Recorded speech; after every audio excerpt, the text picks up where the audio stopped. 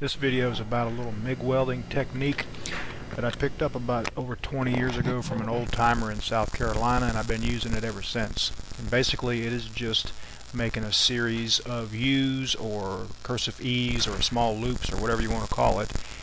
In your mind's eye, you just try to make the same distance loop every time.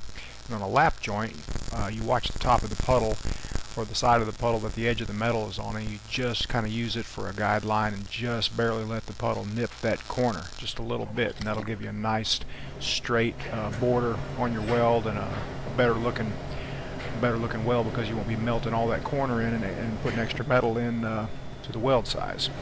Alright, the technique looks something like this.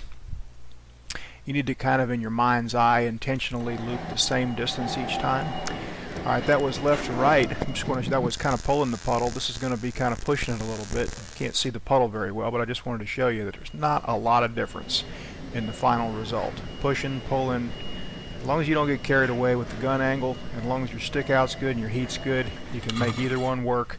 Been a lot of argument over pushing and pulling. They both work.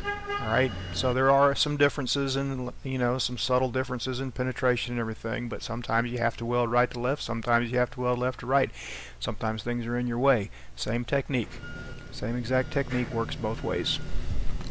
There's a T-joint. I'm going to do the same thing here. Now you'll notice here the stick out's a little long. That's because I was trying to weld around the camera and I couldn't really see it that well. But you'll see when the lens is lifted, it's a pretty good result anyway. So it's pretty forgiving if you have everything else set up right. See, that looks familiar? Same technique, just barely loop back into the puddle. Works on multi-pass welds just as well as single pass welds. Anything horizontal, overhead, flat. Another little tip for you: if you want to pick up your travel speed, don't overlap into the puddle, and just pause slightly at the top and make a series of U's, not overlapping into the puddle at all, and then you'll actually pick up your travel speed by about 50%.